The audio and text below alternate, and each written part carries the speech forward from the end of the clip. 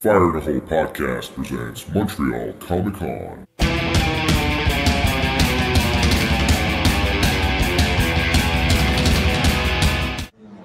So Marco Rudy, how's it going?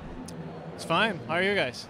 We're doing good. I mean, we're just getting started, really. I know that things are in full swing over here, but how does it feel? Did you come last year? Yeah, I do the show pretty much every year. Okay. Does it feel, I don't know about you, it feels like it's bigger this time. Yes, a bit more crowded. Absolutely, yes. So did you get the table you wanted? Are you happy with your location? Pretty much all the time I got good. I'm very well treated here, so it's fine. Yeah. Did you get a reaction to your cover, to your cloud, like your art that you did for the official poster? Oh yes, people. A lot of people notice it after they see the thing here, like the print here. Like, oh, you're the person that. Yeah. From the subway. I'm like, yes, exactly. From the metro stations. Yeah, I mean that's the interesting thing is, like, inadvertently you were the best advertised of all the artists here. Pretty much. They should have posted on the poster, drawn by person. Yeah, for sure. Yeah, like you would have had to pay like hundreds of thousands of dollars to get that kind of citywide coverage. Yeah, pretty much. Yeah. So apart from, obviously chatting with the other artists, like, is there anyone here that you personally wanted to meet? I wanted to talk to Larry Hama. I talked to him a little bit. And if I can find, I don't know, I'm going to sneak out, try to find Danny Trejo in the washroom. That's where you would want to run into him, or not. I'm not sure. Maybe that's the worst case scenario or the best case scenario. Yeah, because it's probably the only time that I can talk to him. So what do you want to ask Danny Trejo? Because his story of life is fucking amazing. So I would want to just talk to him a little more about that, because it's very inspiring. Okay. Yeah. So he's kind of like a success story wrapped into a like hardship story, wrapped into a like unlikely hero. Absolutely, like from the worst situation to the best, from being in prison to being in Hollywood. Yeah, I guess that would definitely be the worst place to start. Yeah, it's awesome. It's pretty cool. What about the other artists? Is there anyone else here that like you haven't seen before? I hadn't seen before the Don Rosa. I didn't even think that he was alive, to be honest. So yeah, that's one of the best things about cons in general. I just happened to sit beside him. That was super cool. But yeah, that's about it. Yeah. All right, so Montreal Comic-Con, and now we're talking to Mr. Andy Belanger. Hi, how are you guys? We're doing great. Andy, we were supposed to catch up to you the other day for the pre-hype episode, but as we've documented, you've had some car trouble. Yeah, I got stranded out in the Eastern Townships. My Honda blew a cylinder in the engine, and so we scrapped it, but now I'm driving a sweet new TJ. Okay, well, that's, there's a upside, there's a sunny side to the story. Did you actually know what was wrong with your vehicle? I knew it was the engine for sure. Generally, if it's not rolling. Yeah, there was like no power, then there was power, then it was kind of like coughing, and you're like, that's... It's the death throes. Yeah. When you feel it that major, it's like, it's not the exhaust, it's not the clutch, it was the engine. Definitely the engine. So, how many Comic-Cons is this for you? In my life? Yeah. I don't know. I got to be somewhere around 500 or 600, 700. I don't know. Okay, so you've done a bunch of them. Oh, yeah. Yeah? And do you clearly like doing them? Yeah, I mean, it's part of the business, right? Visible for the fans, be here for the fans, and I get to see my friends that don't live in town. So it's, Montreal's always been a awesome place for comics. For me, it's the artists. There's always like fantastic artists at this show. And this year particularly is really cool because it's a lot of my really close friends like Carl, Yannick, Mike Cho, Nick Bradshaw. Yeah, it's my posse. Carrie Nord, this is my posse. This is another thing that's quintessentially Montreal, right? Is if you just with enough introductions, you tie everyone. It's like a video game, sandbox video game. Fog of War pushes back, and you figure out you accidentally know 8 other people that know. Oh, yeah. I love that about Montreal. There's a stronger sense of community here. I lived in Toronto for years, and it's very tight-knit. Like in Toronto, if you make comics, you hang out with comic book people. But in Montreal, I'll hang out with chefs and actors and musicians, and the whole thing is way more connected and a lot more interesting. as far as culture goes. Yeah, and good nightlife too, I guess. Amazing nightlife. The nightlife here is awesome. Yeah, I guess it's like it's more laid back and stuff. You can talk to each other, hear each other talk, I guess. Oh yeah, completely. Just communication here is great. Okay, so just speaking of which, so let's move towards your work actually. What did you bring? Did you bring anything special this time around?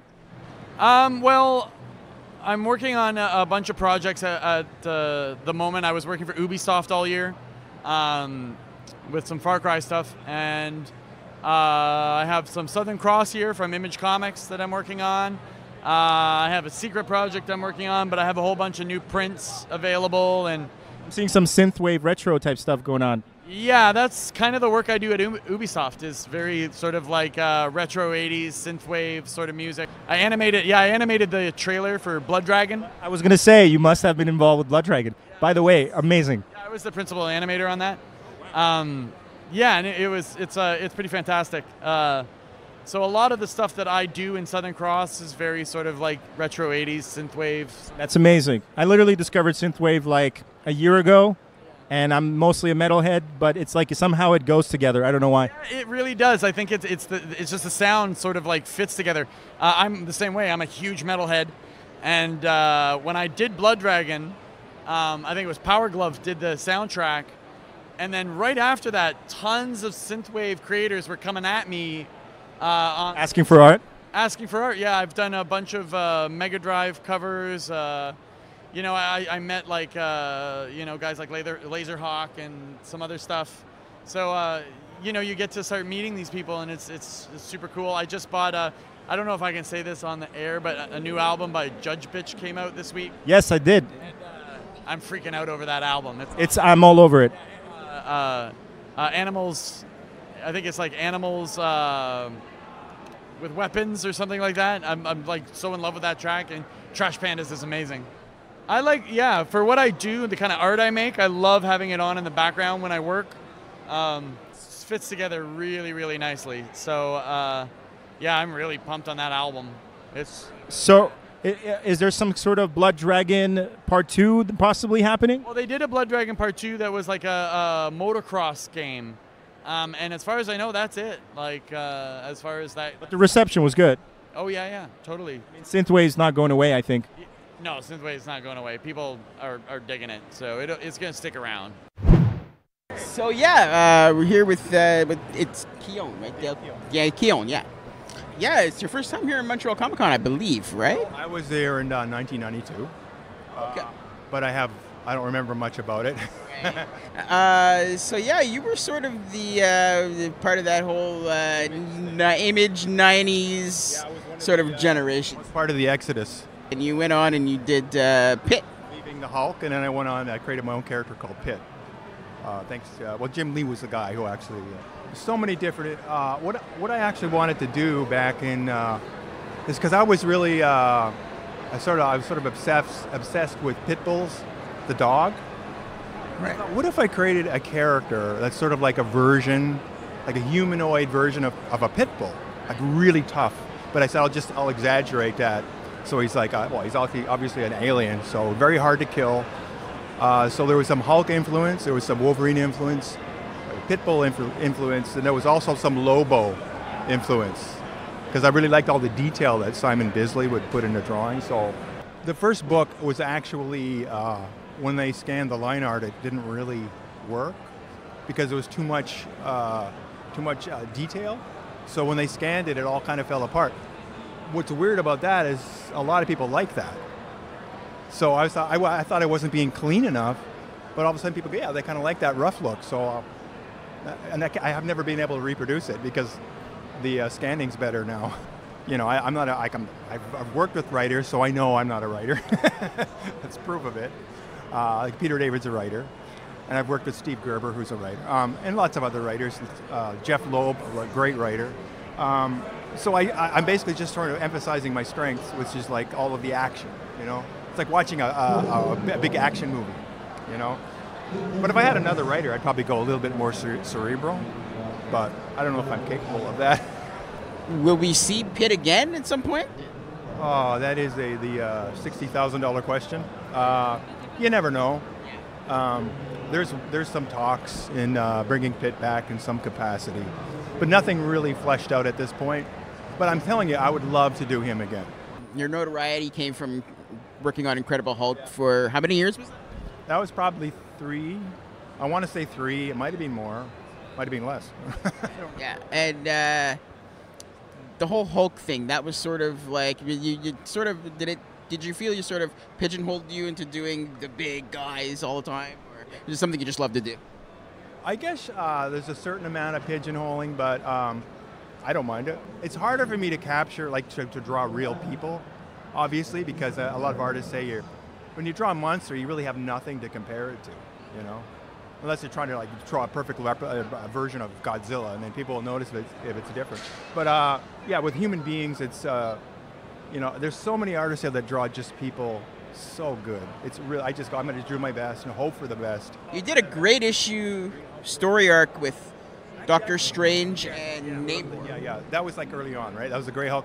I've got to do in one series with the Grey Hulk, then the Green Hulk, and then Professor Hulk, which I kind of helped design. Yeah, for sure. And when Peter David presented you with that Professor Hulk idea, so he let you completely... No, basically, at the time, John Romita was their art. Oh, okay. And he sort of gave me some, he just kind of drew up a mock-up of what the Hulk should look like, sort of the Professor Hulk should look like, and I took that and I did my own version of it. John Romita Sr. was a big help in sort of giving me pointers. Like, he would pass them through the editor and he would give me pointers on how to draw certain things, because, you know, he knows. If anybody knows, John Romita Sr. knows.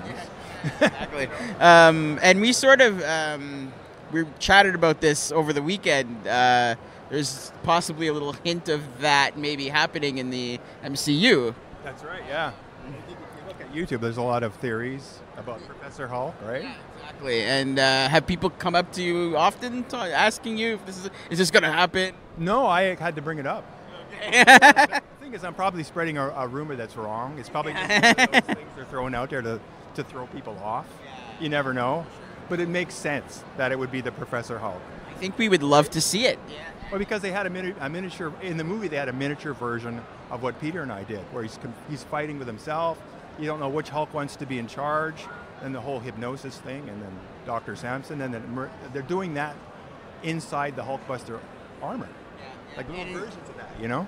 And I even sort of loved back in the day when you had him in his like lab coat and he had like a slick back hair. Yeah, that was like, those pages were just like... Yeah, that's a really weird look for him. It's just so cool having like a big, huge dude like that, like doing science. I just figured Professor Hulk would probably have some kind of product in his hair. Yeah, exactly. Maybe some gel. Savage Hulk doesn't care anything about his hair.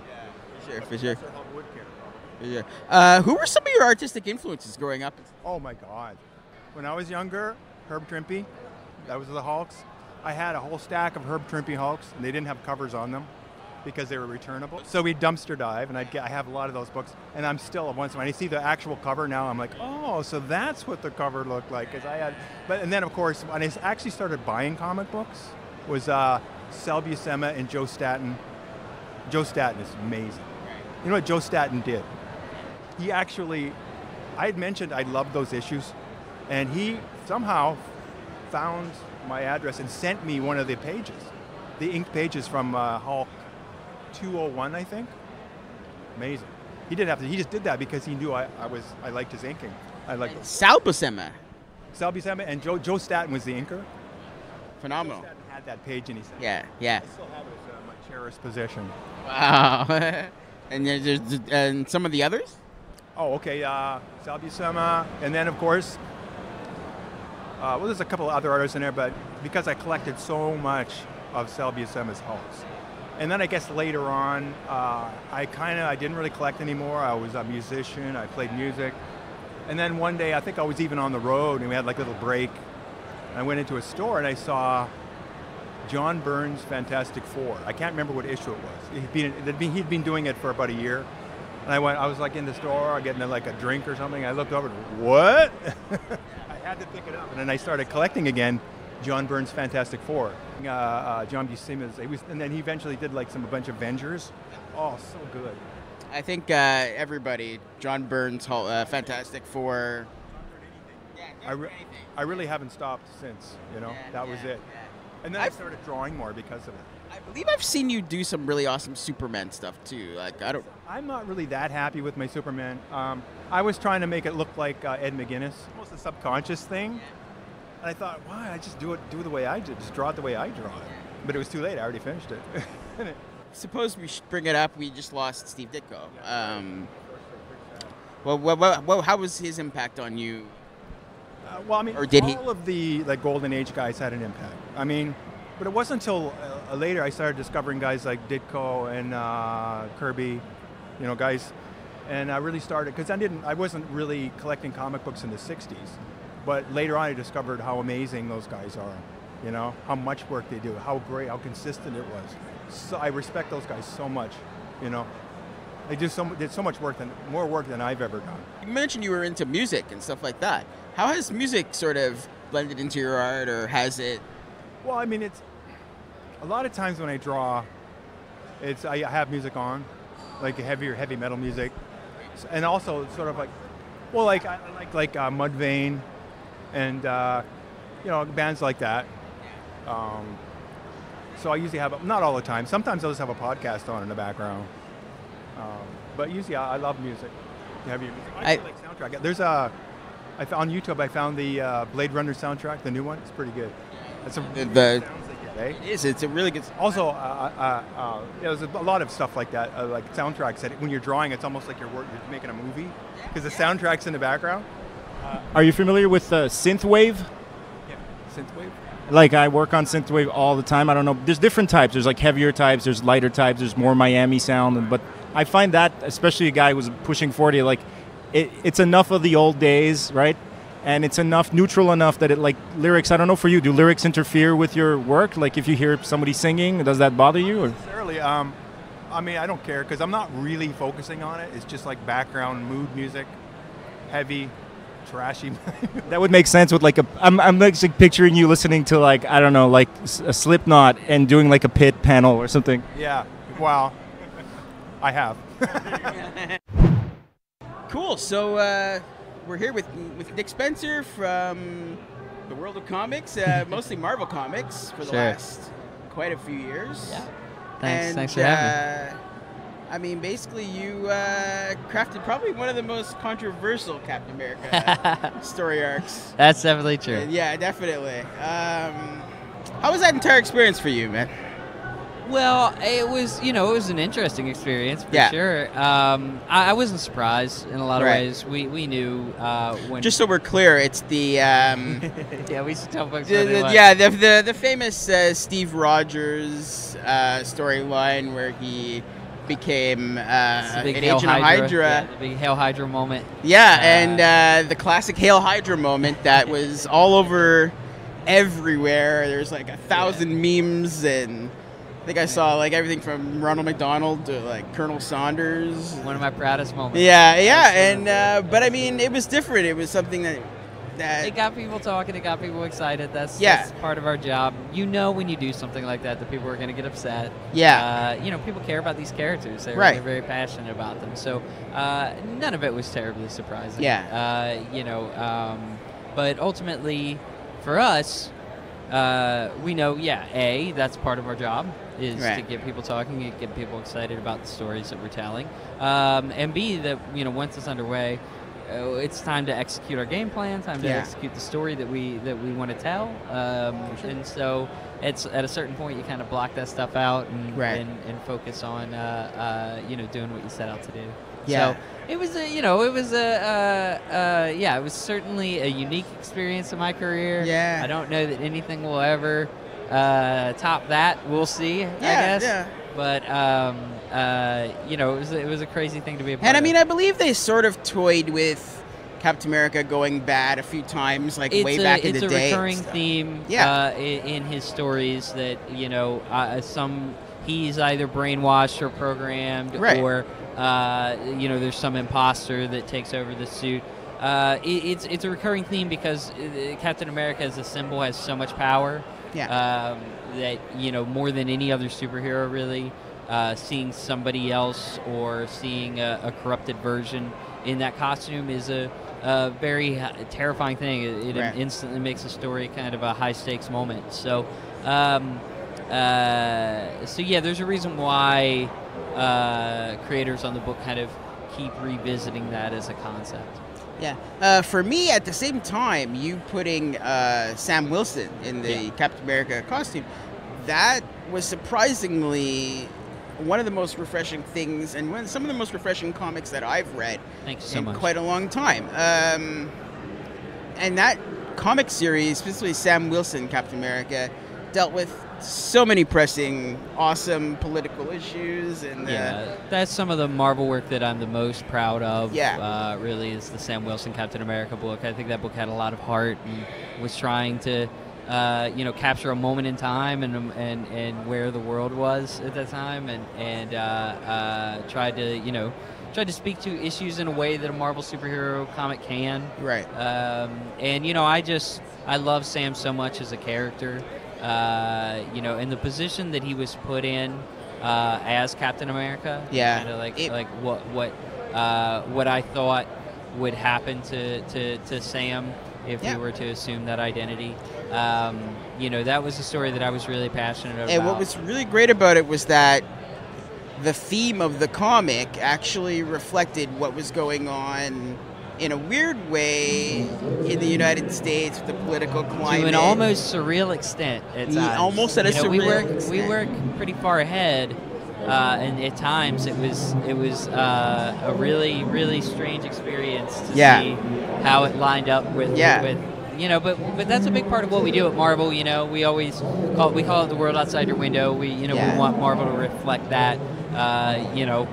One of the big differences between Marvel and DC is, Marvel comics are, set in our universe. That it's New York City, and that whoever's president for us is president in the Marvel universe, things like that. And I've always really, really loved that, and we wanted to lean into that in that book. It was also a love song to. I grew up with Mark Grunwald on Captain America, and the run was very much a love song to that run, and trying to reconnect with that, and doing it through a little bit of a modern lens, and seeing how people would take that kind of book now was a fascinating thing. Yeah. And I suppose Marvel was really behind you with all what you're doing and everything, and they were. Marvel were really supportive. They were really excited about the story, and certainly when I pitched, everything that happened with Steve, they were very excited about that story, and that's something that I really love about working there is, they're not afraid to take big chances. Definitely, they're not afraid of internet backlash or stuff like that. They. If they believe in a story, they want to tell it, and they stick to it. And I really admire them for that. And now you're working with Spider-Man, which is sort of a whole different, very different thing. For you, excited? But, that was what was so interesting about it was, really before Cap, I think a lot of folks were reading my stuff, thought of me as a comedy writer and thought of me as because of Superior Foes and Ant-Man and the Fix. They kind of thought of me as somebody that wrote that kind of work. So then when Cap starts, I was like the political writer. And now I'm in a book that is certainly less political. And certainly has a little more comedy again, not quite as much as a Superior Foes or an Ant-Man, but still a pretty fair amount. I was going to ask if you were sort of going to, with who's the mayor right now in the Marvel Universe in New York City, reminds me of somebody. I was sort of wondering if you were going to sort of. I mean, what I can say is, Kingpin will be a key part of our story, and Wilson Fisk is currently the mayor of New York, which I was so excited about Charles Soule doing that story over in Daredevil, and immediately asked, if we could do some Spidey stuff involving that. And, they were very gracious in sharing him there, and I love Kingpin as a character, and Yeah. certainly to get to do a story of Fisk as mayor. There's a lot of great story possibilities in that, Yeah. so I'm excited.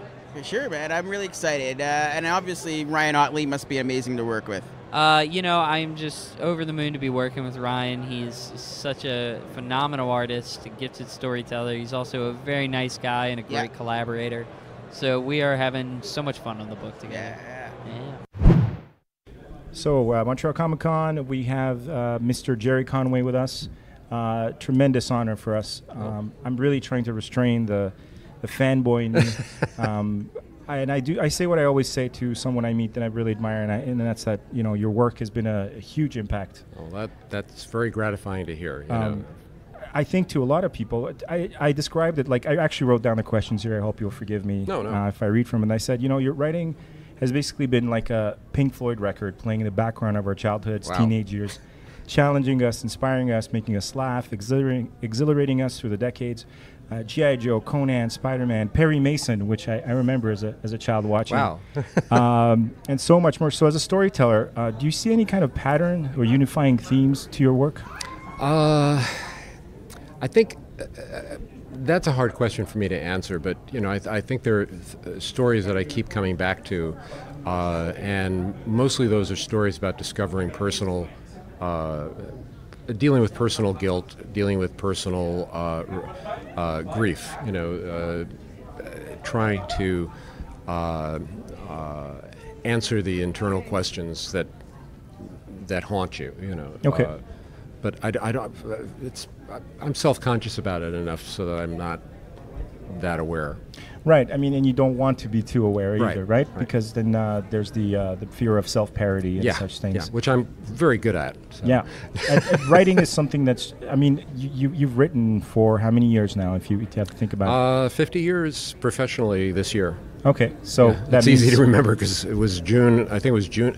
No, I think I sold my first story to DC Comics to Murray Boltinoff for Tales of the Unexpected in August of 1968. So, wow, that's great. It's going to be 50 years in a couple of months. That's great. That's just 10 years before I was born. And I'm usually the oldest guy in the room, so that feels great. I feel like a kid again just for a little while. That's great. So, of all the characters in the comics that you have create, I mean, obviously the Punisher is now more popular than ever with the successful run on Netflix. The Punisher's roots have been traced back to Mac Bolan from the Executioner novels, John Rambo, maybe a little Paul Kersey from Death Wish. I don't know if you would see those elements in there. And let's not forget Dirty Harry. Dirty Harry, I was going to mention Harry Callahan, definitely. There's a piece of him there. That was part of the zeitgeist at the time.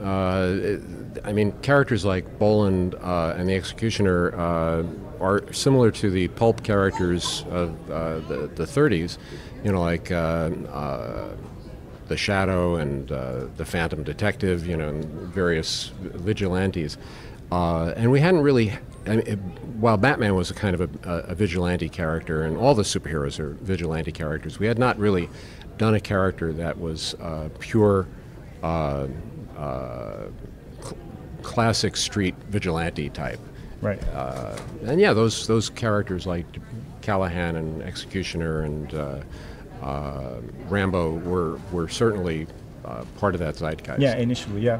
I mean, maybe I'm off here, but Punisher specifically always seemed to me like it was at once kind of an indictment of war and the follies of war, while also catering to that sort of eternally present secret fantasy for vigilante justice that's always been present. And the trap in that is that I mean, as I always try to remind people, is that the Punisher is the bad guy in the first appearance, and his desire to, quote, clean the streets and to take care of the bad guys is actually manipulated by an even worse bad guy, which is the Jackal.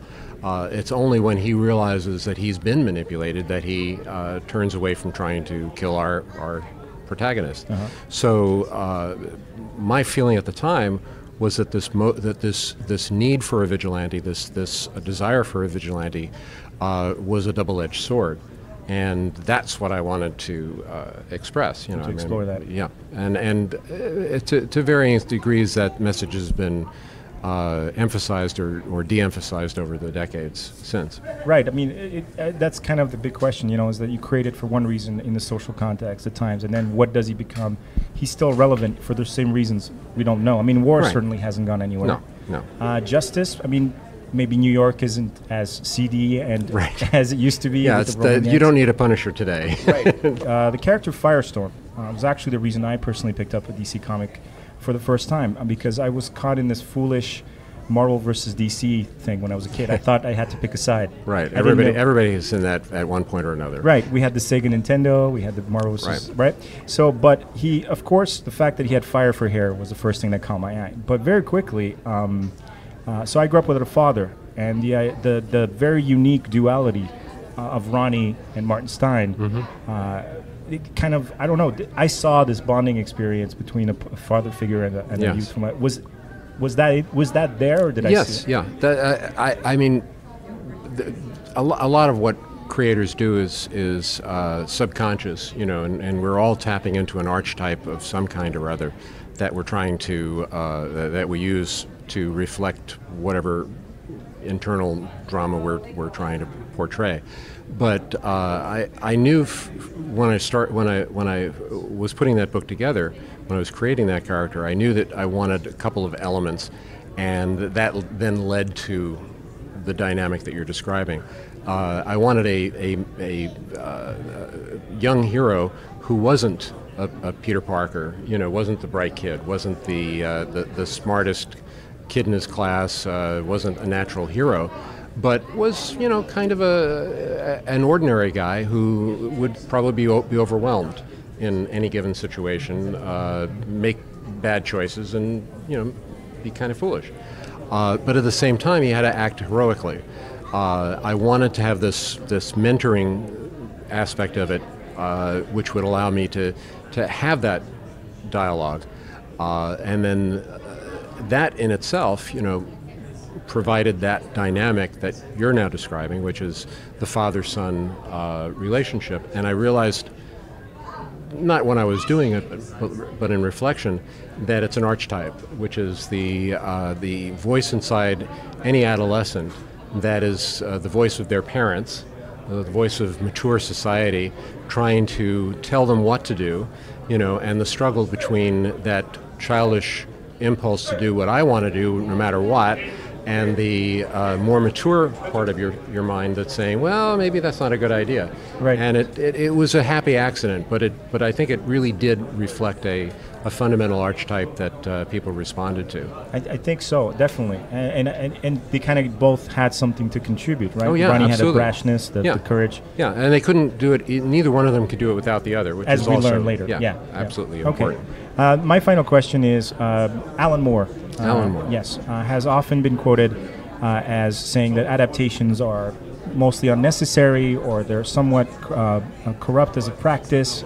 He considers them a bit of a cynical sort of cash grab, that every story should remain in its original format. At least that's been repeated here and there. Now, well, you should tell that to William Shakespeare. To William Shakespeare, exactly.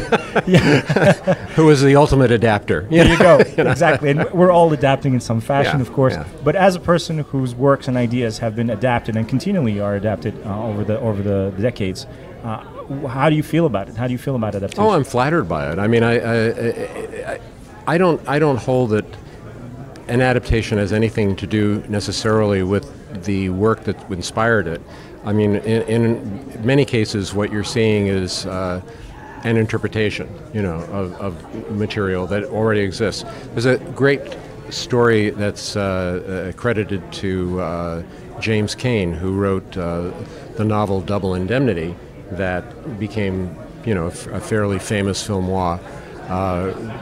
And Keown was asked at one point, what do you think about what Hollywood has done to your novels? And he said, well, they haven't done anything to my novels. They're right over there on the shelf. You know, the adaptation is a separate thing. To me, it's an acknowledgement that you created something that was worthy of interpretation and imitation. and that's flattering. So I'm always happy to see it. Yeah, I guess that makes sense. Cosplay would maybe also absolutely be part of that. It's definitely it's a tribute. I think obviously there's cash involved because we are, but there was cash involved in the original creation. Right. Yeah, we live in a capitalist system. Nobody writes and creates a comic book for free. So if you're willing to have been paid for your work in the first place, why should you be offended that somebody else wants to be paid for your work in the second place? Well, I don't get it. I'm really glad to hear you say these things about the way you feel about adaptation, because that's primarily how the reason I wanted to say hello to you personally is because a few years back we did a fan film on Punisher that John Bernthal also ended up seeing way before when he was preparing for his role, and you even were nice enough to reach out to us and say hello, and we really appreciate that, by the way.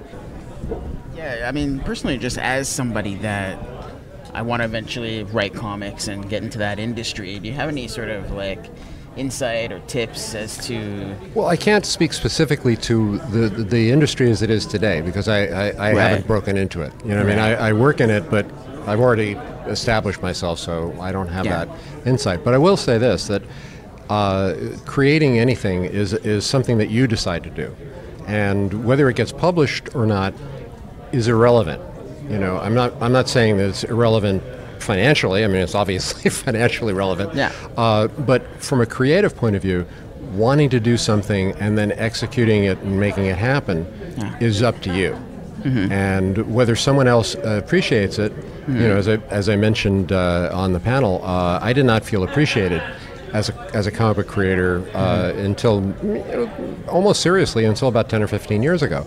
So I still did it, and I pushed and wanted to do it for my own personal reasons. Mm-hmm. I mean, there were financial reasons, but there were also, creative and emotional reasons that drove me to do it. And I would say if you have the passion to create something and you put that passion into the work, ultimately that should be its own reward, but that passion will then inspire other things to happen.